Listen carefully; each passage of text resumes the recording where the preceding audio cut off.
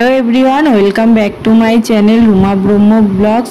তো আজকে ছিল আমার পার্লারের ফাইনাল এক্সাম আর সকাল 7টার সময় আমি উঠে গেছি। উঠে স্নান টান করে একদম রেডি হয়ে গেছি বেরোবো বলে। আর আমার এক্সামটা ছিল দমদমে। আর আগের দিন আমি বারাসাত চলে এসেছিলাম আমার দিদির বাড়িতে। তো বেরোনোর আগে দেখো কি পরিমাণে বৃষ্টি শুরু হয়ে গেছে। আর আমার তো খুব মাথা গরম হচ্ছে, আমার ওখানে টাইমের মধ্যে পৌঁছাতে হবে। আর আমার জামাইবু আর দিদির ছেলে এখানে ফোন দেখছে। তো আমি আমার দিদিকে নিয়ে বেরিয়ে গেলাম বৃষ্টির মধ্যে। দেখো আমার দিদি পুরো ভিজে, মানে যা তা অবস্থা। আমার দিদি কিন্তু আমার সঙ্গে যাওয়ার কথা ছিল না, কিন্তু এত বৃষ্টি হচ্ছে আমি ব্যাগ নিয়ে সামলাতে পারবো না। তাই বললাম তুইও রেডি হয়ে না আমার সঙ্গে চল। আর ব্যাগটা দেখো এত পরিমাণে ভারী, তার মধ্যে আমরা চলে এসেছি বারাসাত স্টেশনে। তো আমার মডেল যে তার বাড়িও বারাসাতেই ছিল, তো আমরা একসঙ্গেই যাব। তো ওর জন্যই আমরা অপেক্ষা করছিলাম। আর ও চলে এসছে, আর আসার সঙ্গে সঙ্গে আমরা ট্রেনটাও পেয়ে গেছি। আর ট্রেনে উঠে সিট পাইনি, আমার দিদি সিট পেয়ে গেছে, আমরা দাঁড়িয়ে যাচ্ছিলাম। তো লাস্টে আমরা সিট পেলাম। আর আমাদের সঙ্গে এখানে আরও একটা ঘটনা হয়েছে, আমরা নামবো দমদমে, আমরা নেমে গেছি পাতিপুকুরে। তো ওখান থেকে আবার আসতে আমাদের স্টুডিওতে লেট হয়ে গেছে। একেই বাইরে বৃষ্টি হচ্ছে, তার মধ্যে আমাদের আরও লেট হয়ে গেল। তো যাই হোক, তারপরে আমরা ফাইনালি চলে এসেছি স্টুডিওতে। আর এসে দেখি সবাই মোটামুটি মেকআপ করতে বসে গেছে। আর আমার মডেলকে মেকআপের আগে একটু ভিডিও নিয়ে নিলাম। তো তারপর আমি শুরু করে দিলাম মেকআপ করা। তা আমার দিদিও একটুখানি ভিডিও করে নিল ঢং করে। তো মেকআপটা করতে করতে তোমাদেরকে একটা ঘটনা বলি।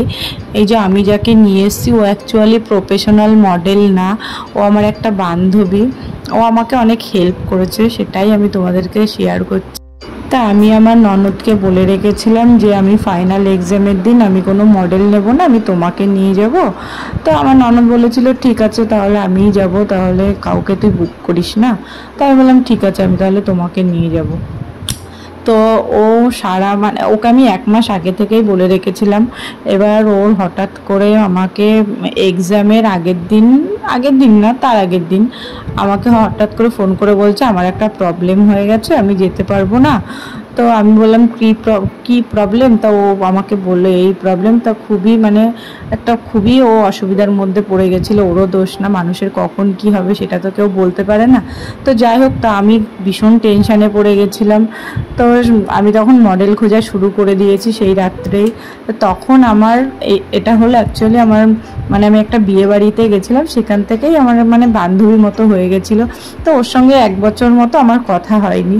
তো হঠাৎ করে যেই টাইমে আমি মডেল খুঁজছি, সেই টাইমেই আমাকে ফেসবুকের মেসেঞ্জারে SMS করেছে যে তুমি তো ভালোই সাজাচ্ছ, পার্লারের কাজ ভালোই শিখেছো, তো আমাকে একদিন তোমার মডেল করো। তো আমি হঠাৎ করে ভাবছি যে এই টাইমেই আমাকে SMS করলো। আমি সঙ্গে সঙ্গে ওকে বললাম যে আমি কি তোমাকে ফোন করব? ও বললো ঠিক আছে তুমি আমাকে ফোন করো। তখন আমি ফোনে ওকে বললাম এই ব্যাপার। তো ও সঙ্গে সঙ্গেই রাজি হয়ে গেছিলো, বললো ঠিক আছে কোনো ব্যাপার না, আমি যাব। আর তখন আমি এত টেনশনে ছিলাম মডেল নিয়ে, কি বলবো, সেই টাইমেই SMS করেছে। তো আমি না এই ঘটনাটাতে পুরো অবাক হয়ে গেছি। তো সেটাই তোমাদের সঙ্গে একটু শেয়ার করলাম। তো যাই হোক, আর ওর সঙ্গে কিন্তু আমার ওই বিয়ে বাড়িতেই প্রথম দেখা হয়েছিল। আর বিয়ে বাড়ি থেকে আসার পরে কিন্তু তারপরে আর ফোনে কথাও হয়নি, যোগাযোগও হয়নি। এই SMS করার পরেই আমি মেসেঞ্জারে ফোন করে নাম্বার নিয়ে তারপরে ওর সঙ্গে যোগাযোগ করেছি। তো তোমরা দেখেছো তো একদিনের পরিচয়ে আমাকে কতটা হেল্প করেছে। তো যাই হোক, আমার এখানে মেকআপটা পুরোপুরি কমপ্লিট হয়ে গেছে। আর এখানে ওর ফটোশ্যুট চলছিল। আর এখানে দেখো এই যে এটা আমাদের ম্যাডাম। আর এখানে সব মডেলকে লাইন করে বসিয়েছিল, কারণ ম্যাডামের ফেসবুক পেজ থেকে লাইভে আসবে তাই জন্য। আর শর্মিষ্ঠাদি প্রফেশনাল মডেল না হয়েও কিন্তু খুব সুন্দর কাজ করেছে, খুব ভালো কাজ করেছে। তো তারপর আমার ম্যাডামের সঙ্গে একটু ফটোশ্যুট করে নিলাম, ম্যাডামটা কত কি। যাই হোক, তো তারপর আমি রেডি হয়ে গেছি বাড়ি ফিরবো বলে। আর ব্যাগটা এত ভারী সেটাই তোমাদেরকে দেখাচ্ছিলাম। আর স্টুডিওর ভিতর থেকে বুঝতে পারছিলাম না যে বাইরে এত পরিমাণে বৃষ্টি হচ্ছে। দরজা খোলার পরে দেখি এত বৃষ্টি হচ্ছে। তো আমরা তাও ছাতা নিয়ে বেরিয়ে গেছি। আর আমরা স্টুডিও থেকে বেরিয়ে চলে গেছিলাম দমদম স্টেশনে। আর দমদম স্টেশনে যাওয়ার পরে শর্মিষ্ঠাদির বর ফোন করে বলল যে তোমরা নাগেরবাজার চলে আসো, আমি গাড়ি নিয়ে আসছি তোমাদেরকে নিতে। শর্মিষ্ঠাদি হলো যে আমার মডেল ছিল, ওর নাম শর্মিষ্ঠা। ওকে আমি শর্মিষ্ঠাদি বলেই ডাকি। আর নাগের বাজার এসে শর্মিষ্ঠাদির বরকে আমরা 1 ঘন্টা ধরে খুঁজে বেরিয়েছি বৃষ্টির মধ্যে ভিজে ভিজে, কারণ শর্মিষ্ঠাদির বর গাড়ি নিয়ে অন্যদিকে দাঁড়িয়েছিল আর আমরা অন্যদিকে চলে গেছিলাম। তারপর 1 ঘন্টা বাদে খুঁজে পেয়েছিলাম। তো আজকে আমরা অনেক মজা করেছি আর বৃষ্টির মধ্যে অনেক ভিজে ভিজে ভিডিও করেছি, তো সেগুলো আমি শর্ট ভিডিওতে দিয়ে দেবো।